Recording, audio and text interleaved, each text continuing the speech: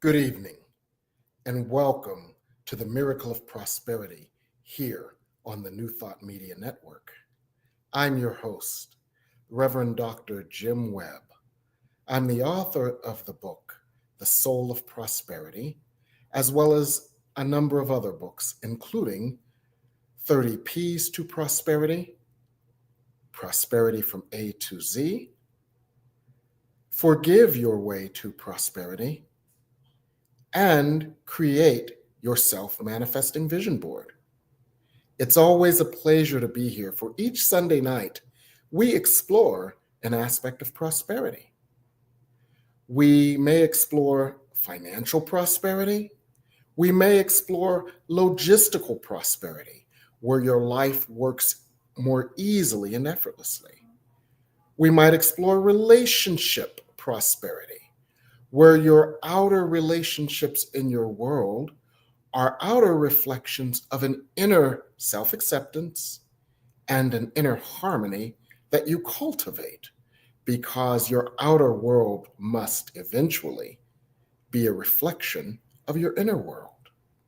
We may, of course, look at spiritual prosperity and many other aspects of prosperity.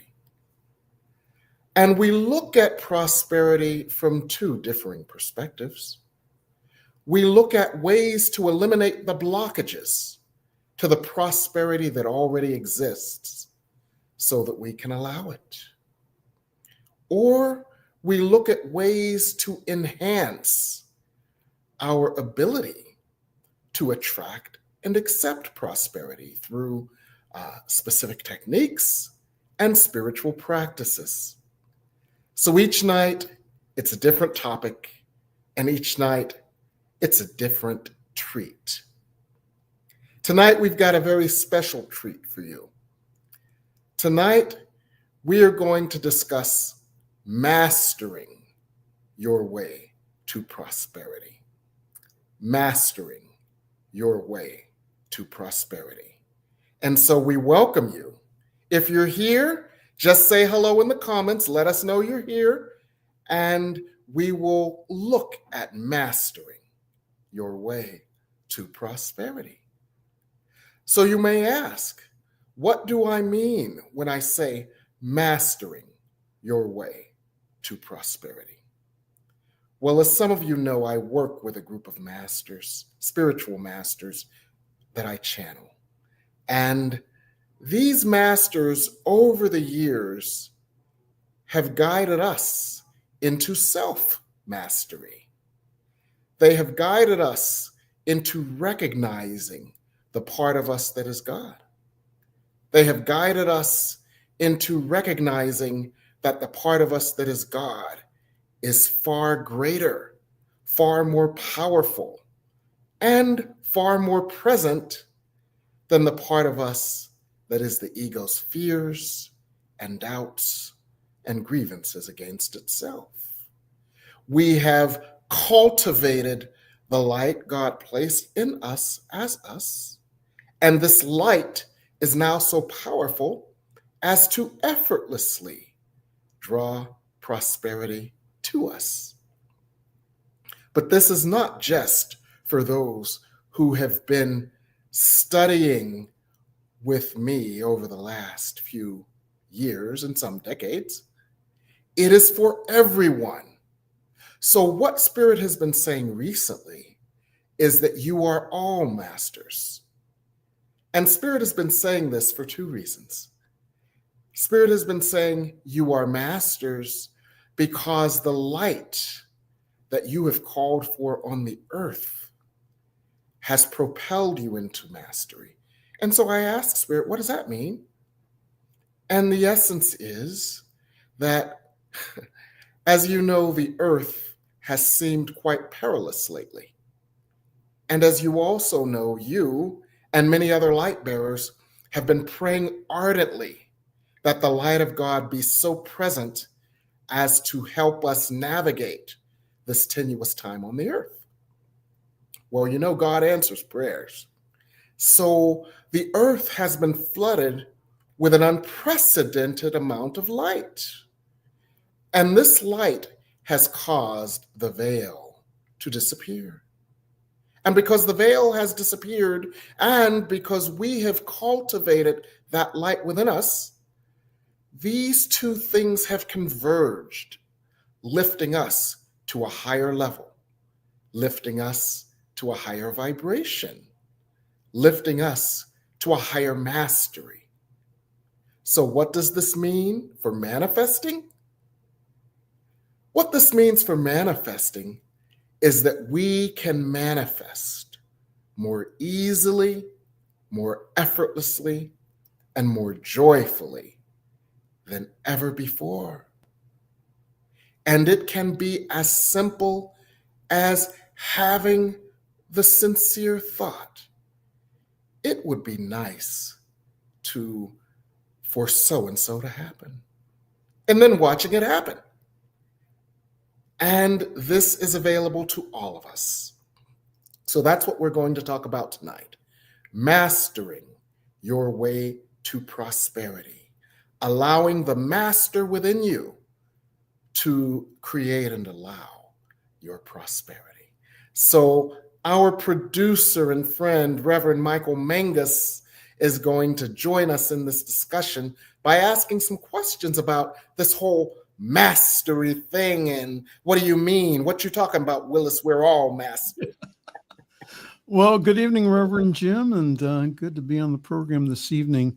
Now, I was thinking about this, and believe me, I have probably well over 100 books on manifestation. Yes. So talk to us about how this is different. And I understand, again, the whole idea of us being here at a certain time and the earth being flooded with light. But how does that help in creating manifestation for our lives? It's different because what we are being taught now and what we are able to do now is we are able to manifest from a totally different perspective. So much of our lives have been lived in victimhood and a sense of powerlessness and a sense that there was something outside of us controlling us that we had to either beg or cajole into manifestation. But now, as we take a totally different perspective of mastery, we feel the rush of the eternally powerful, eternally potent, and eternally present energy of God. And we have been immersed in it, and we have taught ourselves this immersion to the degree that we manifest from the perspective of mastery instead of manifesting from the perspective of powerless victimhood. I'm a powerless victim and I want to manifest this to feel better about myself. Or, God, won't you gimme, gimme, gimme? And that may not be a totally new perspective in terms of words, but in terms of where we are energetically and where the energy is energetically. The energy of mastery lives within us, causing us to activate this power in a way that we never could before. So that's what's different.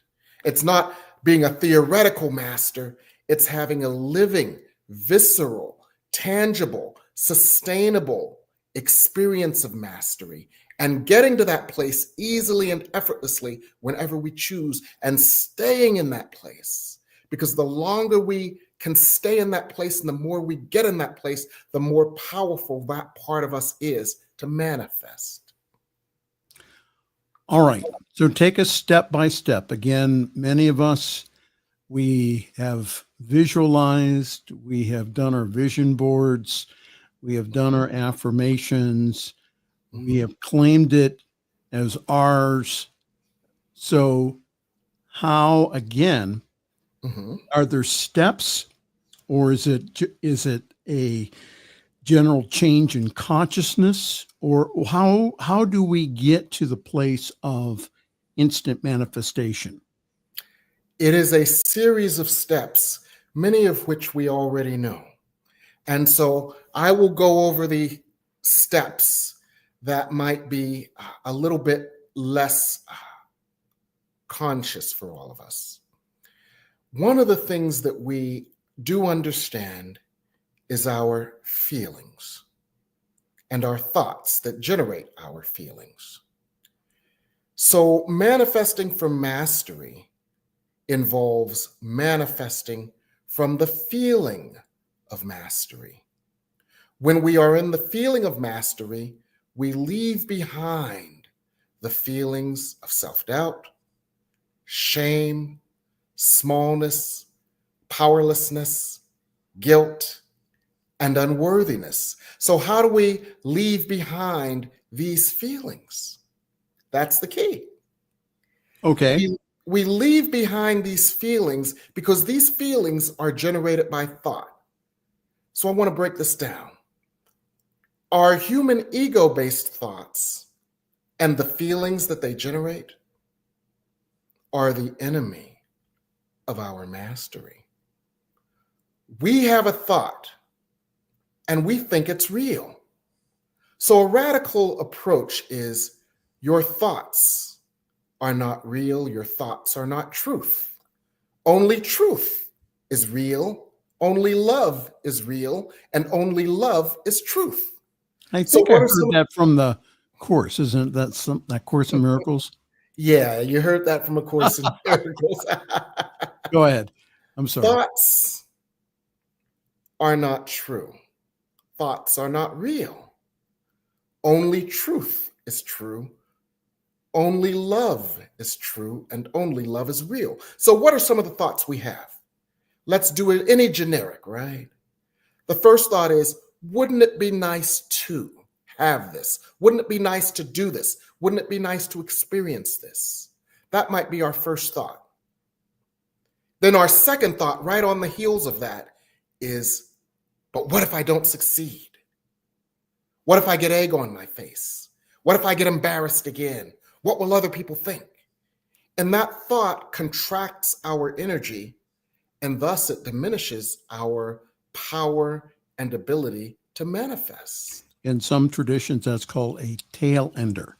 Yes, exactly. Exactly. Go ahead. Exactly. But that thought is not true. That thought is not real. That thought is our ego that has believed us to be separate from the one power, that has believed us to be separate from love, that has believed us to be separate from the part of us that is the pure creative force of love we know to be God. So that thought is a savage fantasy. That thought is just as weird and imagining as the thought of the earth splitting in two in 10 seconds.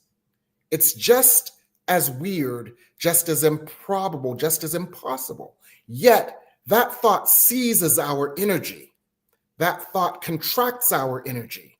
That thought severely limits our ability to allow the manifestation that we desire.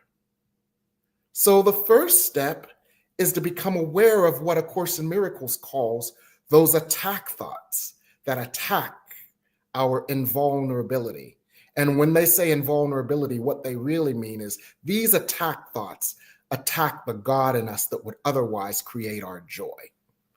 So the first step is to not only become aware of those thoughts, but become aware of how we overcome, heal, transform, and eliminate the power we have given those thoughts. So how do you do that? We do that by the process of introspection and emotional release. And I'm going to connect our thoughts to our emotions, to the necessity of releasing our emotions, okay? Our thoughts, I'm not good enough. Our thoughts, I'm a bad person. Our thoughts, the world is against me. Our thoughts, I had an abortion in 1978 and I still feel guilty about that, and therefore I deserve to suffer. Our thoughts, I stole that Almond Joy from the thrift drugstore on Fifth Avenue in 1966, and I'm still sorry about it, and I deserve to suffer. our thoughts create these emotions, right? And our task is to realize, what is the emotion I'm feeling? What is the feeling I'm feeling? And does it support or does it thwart my good? And then, where did this feeling come from? Where did this thought that created this feeling crystallize? It may have crystallized when someone told us we were bad. It may have crystallized when someone told us how horrible the world was, and we believed them, and therefore believed that we would always be victim to the world, and believed that the world would always slam the door in our faces. So Mhm. where did this thought crystallize? Because that's the root of the tree. You know, everything we've experienced from 27 on is a branch in a tree that had its root in a thought. Okay. And so our task is to go to the root of all of these thoughts and the formulative experiences that were the outpicturing of these thoughts. And when we go to the root, there are only a few thoughts that are unique to us. And at the root of it all is the false thought that we are separate from God and Yes. separate from love. So we go to the root for us. I learned that I was ugly when I got glasses in second grade. I learned that I was unworthy when I realized I was an illegitimate child, a love child, and a child of shame. I learned that I was unworthy when I realized I was different than others. And we go back to that place. But in our current state of mastery, we allow the voluminous light of God. We allow the voluminous love of God. We allow the voluminous presence of God to visit the part of us that is still there, to embrace the part of us that is still there, to love the part of us that is still there, to nurture the part of us that is still there, and to teach the part of us that is still there a different truth. And after enough experiences of this, that part of us learns something different. That part of us vibrates differently. And that part of us no longer blocks the good that we desire with its feelings of undeservingness. Okay, so the first one is, again, that we come at this from a place of mastery. And that my question here is that the psychologists have told us that we think 40 to 80,000 thoughts a day. Yes. And most of those thoughts are the same ones over and over again. Yes. So when you say that, for example, it would be nice that, and then you get a tail ender. So how do you identify those? How do you identify the tail enders? Is that Yes. what you're asking? Yes. You identify the tail enders by becoming aware of how you are feeling. Yes. You feel a tail ender, right? You Oh, feel it absolutely. sometimes like a kick in the gut, right? Mm-hmm. That's how you identify a tail ender. And as soon as you identify the tail ender, or as soon as logistically feasible for you, you go into your meditative space. And even if that's in the middle of a business office, you touch your thumb and your index finger so you get immediately back into that space of love and mastery that you've cultivated. So you feel just like you're in your personal ashram, in front of your personal altar, filled with the light and love of God. And you get back there in an instant because you've had so much practice at it as a master. You get back there in an instant and you suddenly get flooded with light. And that light learns to go exactly to the source thought, because you've trained that light to identify the source thought, and you've trained yourself to be aware of and open to the source thought. So that light then more effortlessly and easily goes to the source thought. And as you mentioned, we have 40 to 80,000 thoughts a day. But the thoughts that are not true are all based on one false idea. And when we understand that, we realize that all these attack thoughts are just variations on one theme. The one false idea that has created guilt and thus pain, suffering, struggle, and lack is the false idea that we are separate from God. Yes. That false idea makes us feel as if we've been banished from the Garden of Eden. That false idea makes us feel like we have been abandoned by the Father's love.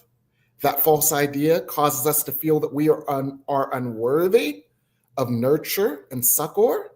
That false idea has caused us to feel flawed and therefore undeserving. But all of those ideas and all of those thoughts and all of those reactions are simply variations on the theme. I thought I was separate from love. And so the solution is simple.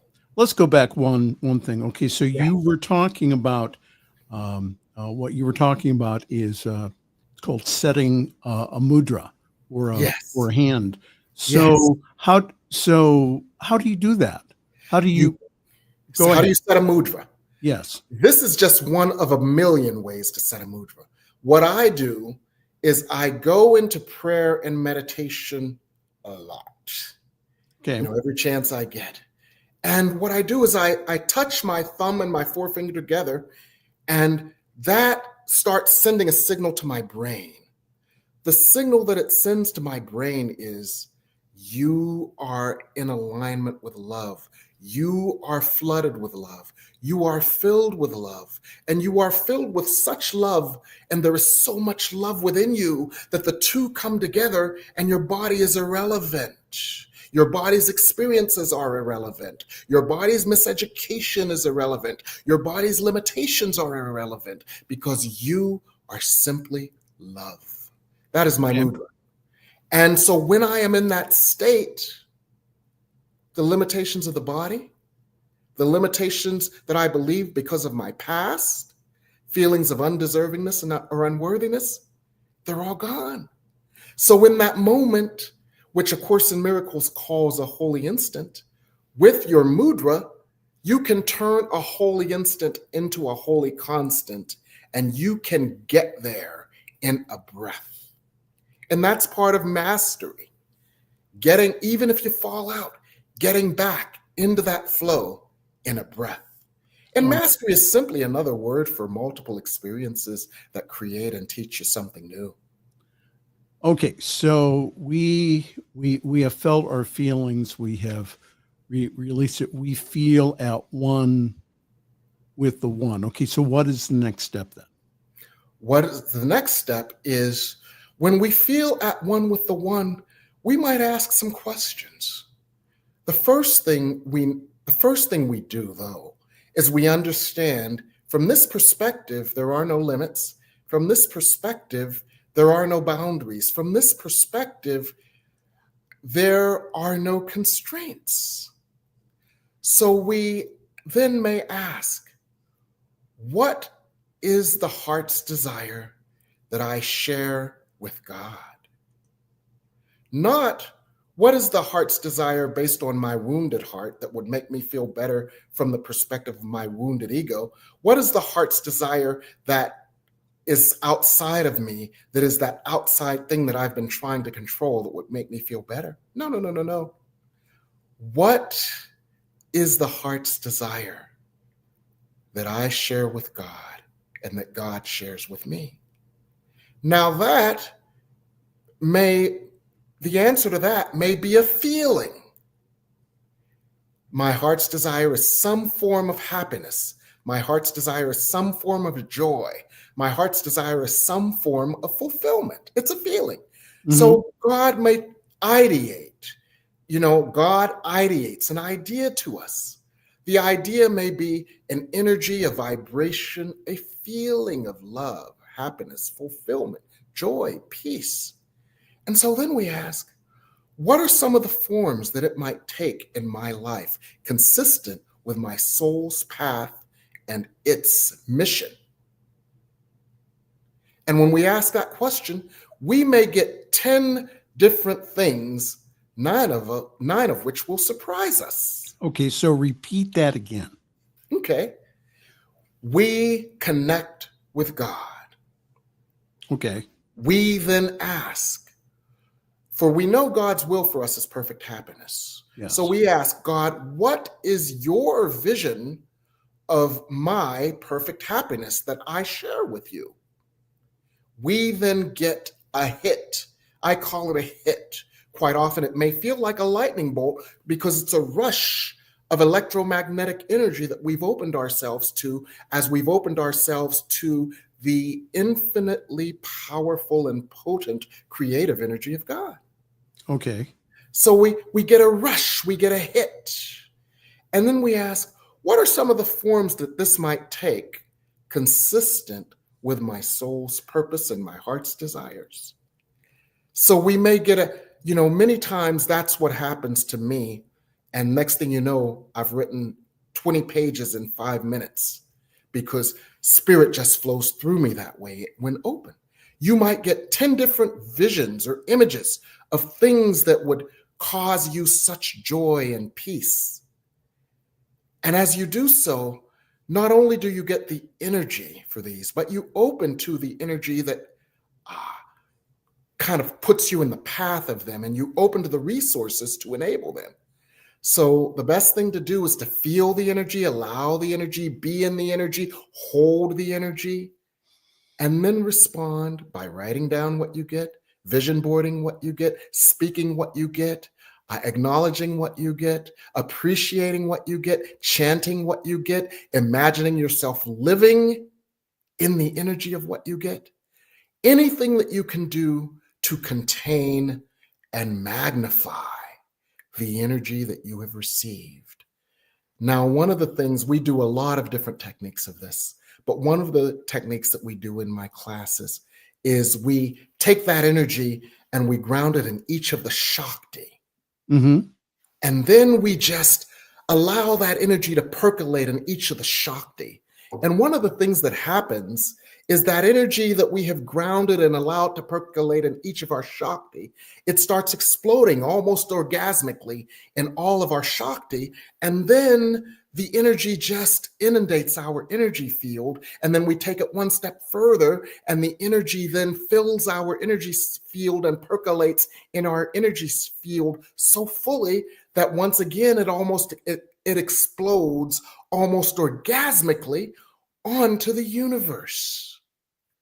And that is tantamount to what we do in affirmative prayer when we release the prayer to the universe.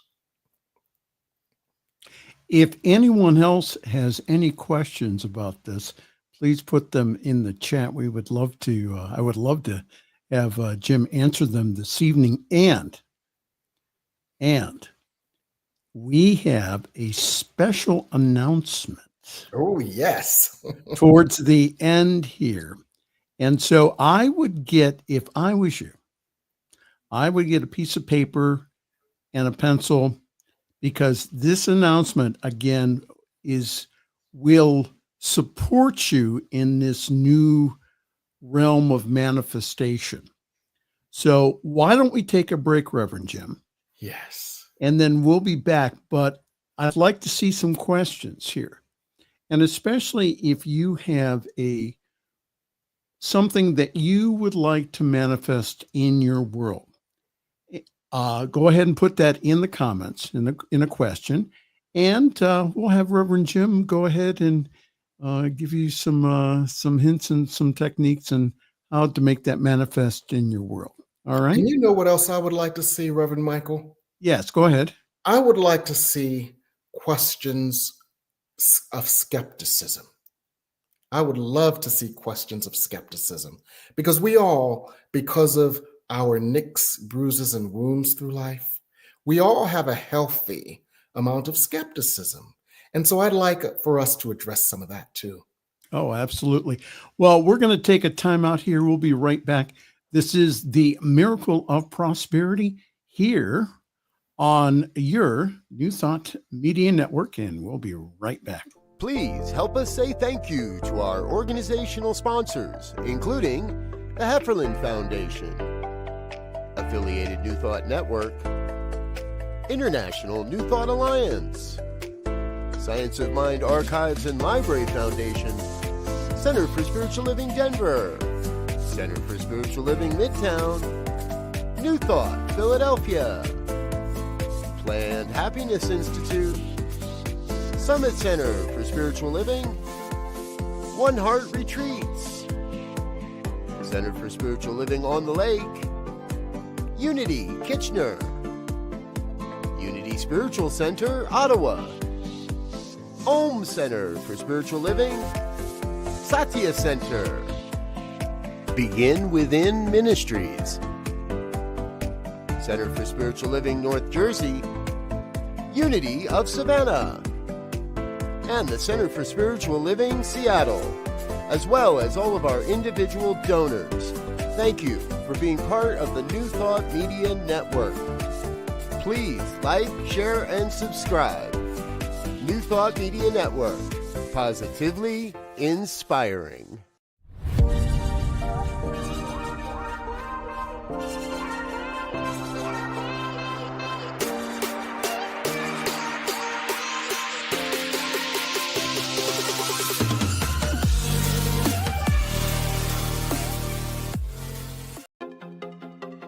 Welcome to the Convention of the Americas 2025, Rising Together. Join us for a truly bilingual retreat experience on the shores of the beautiful Lake Chapala, Mexico. July 22nd through July 26th, 2025, at the Hotel Villa Monte Carlo in Jalisco, Mexico. Featuring Reverend Jeffrey Ryan, Dr. Jose de Lira Sosa, Reverend Dr. Kathy Ann Lewis, Reverend Dr. John Waterhouse, and Reverend Dr. David Bruner. Registration is now open, and payment plans are available. Simply visit www.conventionoftheamericas.com. Come be part of a transformative gathering with powerful presentations, workshops, networking time, and just good old relaxing and connecting.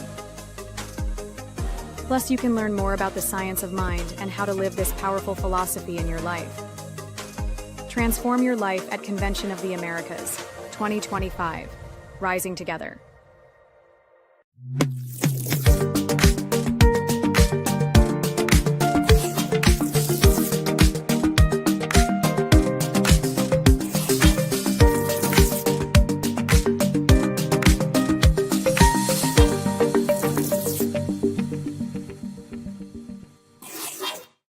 And we're back here on the Miracle of Prosperity with our host, Reverend Jim Webb. And I'm Reverend Michael Mangus asking him questions this evening about this wonderful topic about mastering your way to prosperity. And Reverend Jim, during the break, we have a question here from the chat here. Grammy Kim is with us. Good evening, or Graham Kim says, I would like to manifest peace, health, and prosperity for myself and my family. It's hard to stop the negative thoughts. How best do I stop them to be more to manifest my desire? Yes, what a wonderful question, because it's universal, Kimmy Graham. It's not just you, it's all of us. The first step that popped into my head in terms of how can we begin to address the negative thoughts that seem to be so pervasive is to first catalog them. They are so pervasive because they have been begging for our attention. That's why they keep knocking on the door of our mind. So as you get a chance, catalog them. So you may come up with 50 negative thoughts that you had during your workday. You may have taken note of them somewhere. Bring them home. Bring them to your safe space of prayer and meditation. Bring them to God. Bring them to your altar. Bring them up. And with each one, ask, what am I feeling as a result of this thought?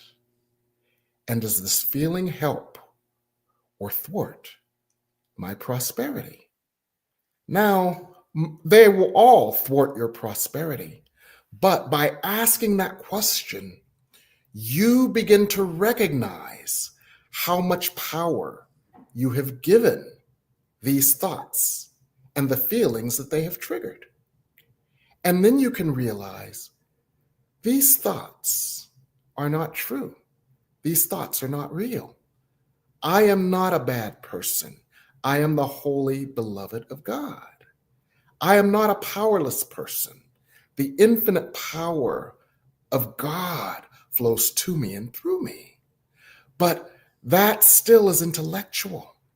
So when you have the thought and you recognize and connect the thoughts that you've had with the feelings that they have triggered and the energy that they have put out onto the earth, which is an energy of no, you call forth the light of God.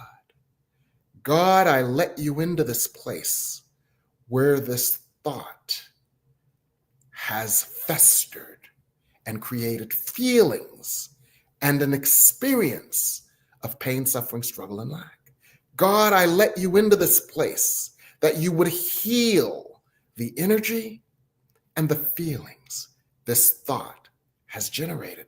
God, I let you into this place where this thought has lain hidden in the murk of my consciousness. Shine your light on this place, God. Shine your light on the feelings that it generated. Shine your light on my judgments of myself and my judgments of the situations created by this thought. Cause me to feel your love where these feelings of shame, doubt, unworthiness, smallness, powerlessness, or anything unlike love have lived. Cause me, God, to feel your light and teach me the truth. This thought is not true, God. What is your truth? And how do you know, and an aside to this is, how do you know when a thought is not true? You know a thought is not true when it doesn't make you feel good.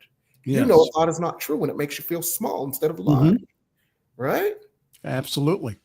This thought is not true because it doesn't feel good.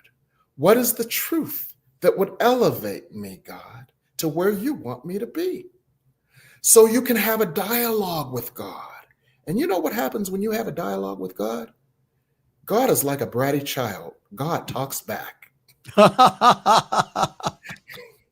If we're open to listen, that's Exactly. really wonderful. Exactly. So what you're saying here is, again, that to really to start, rather than going ahead and plastering it over with a bunch more affirmations, what you're saying is, let's go in for healing. Yes. And let's go ahead and notice again and feel what is going on. Yes. And then invite the presence of God Yes. to heal those situations and to, we use a term called transmute. Yes. Transmute those again into the truth, capital T. Yes. So, And you said something so valuable in that comment, Reverend Michael. yeah. Not to deny the power of affirmations, but sometimes affirmations are used as a bandage over a wound, yet the infection within still festers despite the bandage covering the wound, right? If you wonder why your prayer is not being answered, there is a deeper, and again, this is just from my experience, there's something deeper that needs to be brought up and healed. And again, this is not about, again, shame or guilt. This is about transforming our lives. So when there is, for example, a certain desire that we want, Yes. and that we have not received it in manifestation yet, and I mean, Yes. I'm talking about 3-dimension, Yes. is that maybe, just maybe, there may be, again, another tail under, like, well, I don't deserve that.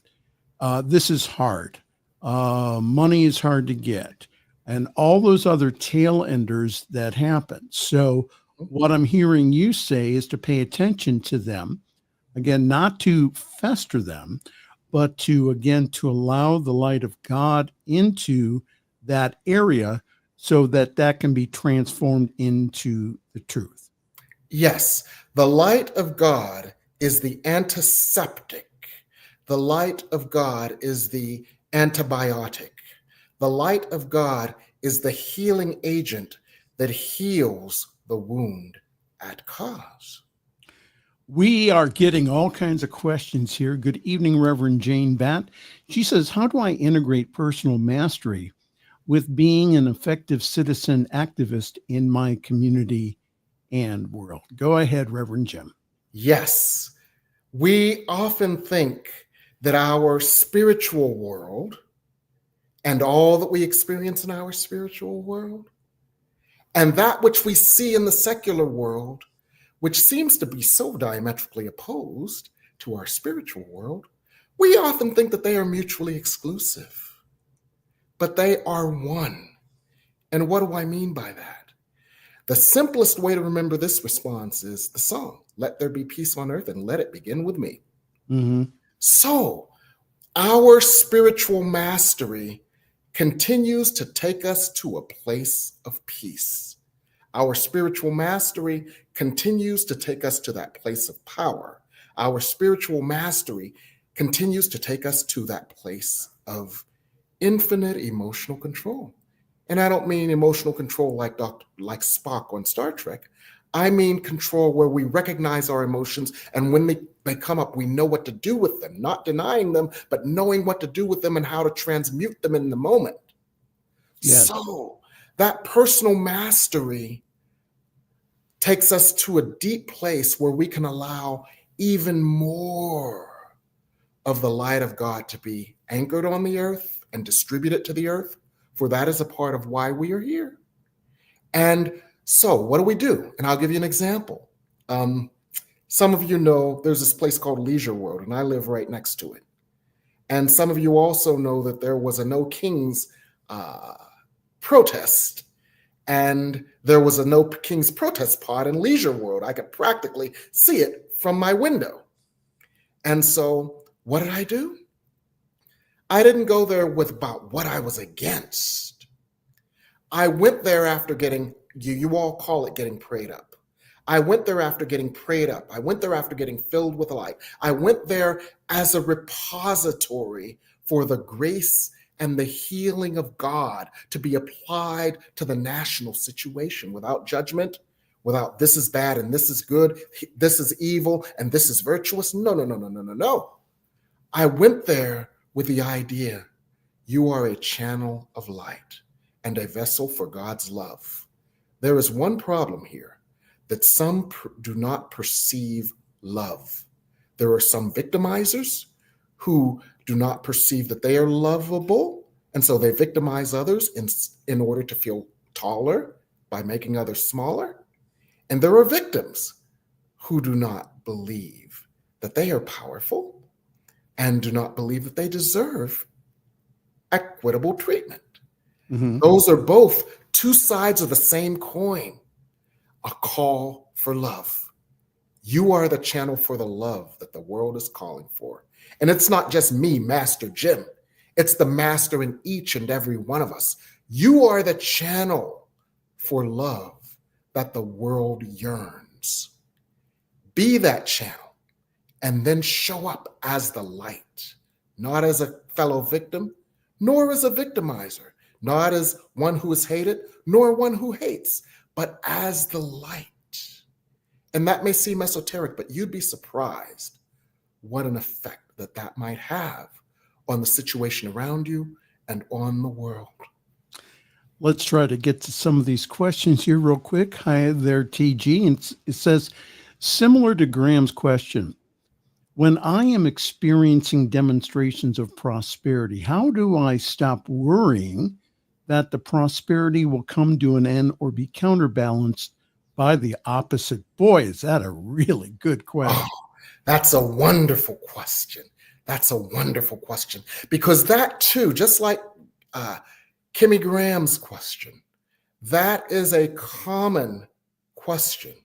We've all heard the scripture, and it's been sadly mainlined into our veins. The Lord giveth and the Lord taketh away.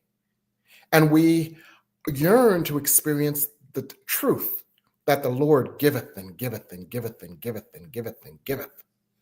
We've seen how so many people perceive everything as a zero-sum game If I win, you lose. If I gain, you lose. If you gain, I lose. But when we inundate ourselves with the energy of light and we steep ourselves in the energy of mastery, one of the byproducts of that is the ever expanding, infinitely abundant universe. Yes. So one of the ways that we can inoculate ourselves against the fear of loss in the face of gain is to continually feel the ever expanding love and light of the universe and give ourselves that experience over and over again. And a simple mantra is, until today, I have believed that the Lord giveth and taketh away. Cause me, God, to know that the Lord giveth and giveth and giveth and giveth and giveth. And interestingly enough, even as I said that 7 times, I said the prayer, but each time I said the word giveth, I could feel my vibration rising. Mm-hmm. And there have been times when I've given that prayer, and I don't even want to tell you how many times I've used the word giveth. But what that has done for me is that has continually unlocked the idea, the energy, the vibrational frequency of infinite growth and the infinite availability of all things good. And it has continually raised my vibration to say yes to the continual expansion of the universe and erased from my mind ideas of a zero-sum game. Mm-hmm. And think of it this way. Bill Gates, one of the richest people on the planet, right? Mm-hmm. He just gave away, I don't even know how much it is, maybe $500 billion. Because you know what he said? What the heck am I going to do with this money? This money is making money faster than the whole world can spend it. So he just gave away all that money. He's not worried.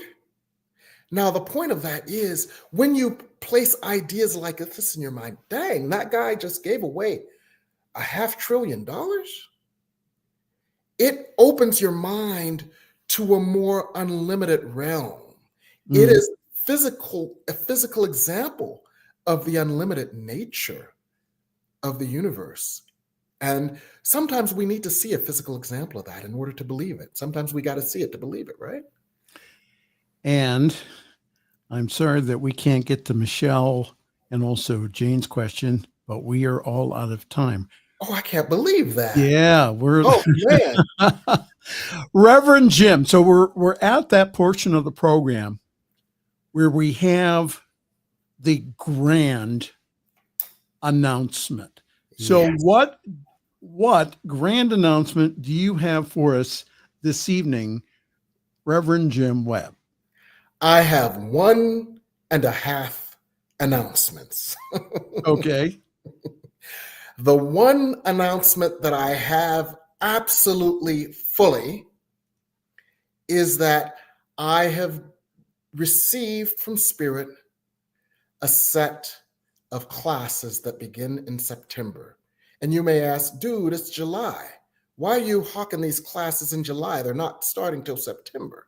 Well, the reason I'm hawking them in July, despite the fact that they start in September, is because I'm letting you know before they get sold out. Don't complain, give thanks. You're among the first to know. Yes, this is the first public announcement of this, unless you told them at church today. I didn't tell them a thing.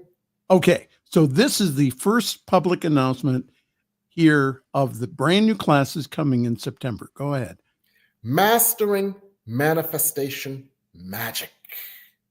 That kind of says it all.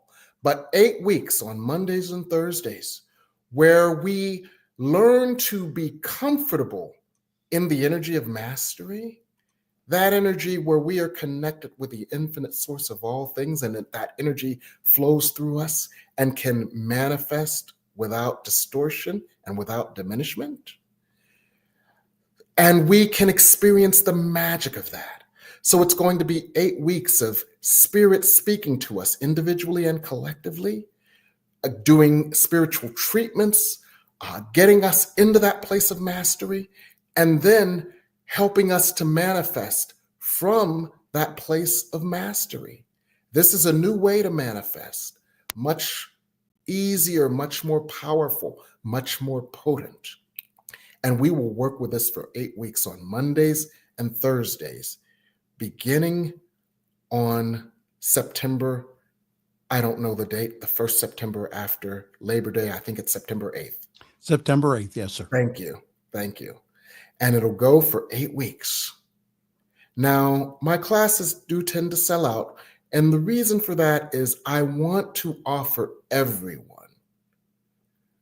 the highest level of attention, energy possible. So I must limit the numbers in my classes. That's why I'm offering it to you first. And there's an early bird special as a special incentive, a $75 discount for those who sign up early. And the other incentive is you can be sure that you have a place in the class. So that's my one announcement. And I have a half announcement if you scroll down. Okay. Well, hold on here. I'm trying to get the right picture here. All right. I think I got it. All right. So what's the second half an hour? Oh, the one night only. Go ahead. Yes. And you can scroll off of it now. Ask Spirit anything on Monday, August 4th. Don't let them read the bottom because I haven't announced the bottom yet. So you can scroll off of it. Okay. On Monday, August 4th, from 7:30 to 9:30, ask Spirit anything. You know, we usually do a theme, but this is one of those rare opportunities for you to ask Spirit anything on your mind, whether it be a personal question, whether it be a universal question, whether it be on a question on a topic that we don't normally do. Now, the reason that I'm teasing you about this is that there is a second part to this announcement that will happen on tomorrow at noon. It's already done. It's scheduled to come out tomorrow at noon. Okay. And I'm not telling you what it is. Some of you may guess, but you'll like it. Okay. So again, these classes guaranteed are going to sell out. So that's the reason why now is the time to sign up. Yes. And so, so how you contact Jim is 202-253-6009. Go ahead and text him. You can also email him, or also the information is also on the website at revjimwebb.com. And you know what? And you know what, Reverend Michael? Go ahead. This is very important because the people who will get this 12 o'clock tomorrow announcement, the only people who get that are the people on my mailing list. And the reason that that is very important is because you'll like it, okay? But the only people who will have access to this are people on my mailing list. So how do you get on the mailing list? You go to my website and you subscribe. Okay. Okay. So you go to revjimwebb.com and then sign up for the mailing list if you haven't done so already. Correct? Yes. And then you'll get this thing that comes out tomorrow at noon, which you will like, I guarantee. All right. We are all out of time. Again, thank you so very much, Reverend Jim. And do you have any final words for us tonight? Yes. Understand that we are all masters, and you have the ability to manifest through the mastery and its magic. It's available to everyone, not just some of us. And your task, my task, our task is to harness this new energy for our good and the world's. For when you allow your good, you allow the world's good. For your good helps you to be a beacon of light, inspiring others, and your good fills you with more that you can share with the world, more light, more love, more grace, more peace, and perhaps more of the other gifts that you desire that give you more to share and to spare. So mastery is for all of us, and that's what I want to say. Everyone have a wonderful evening. here on the New Thought Media Network, and thank Reverend Michael Mangus, our producer, for facilitating this session tonight. Good night.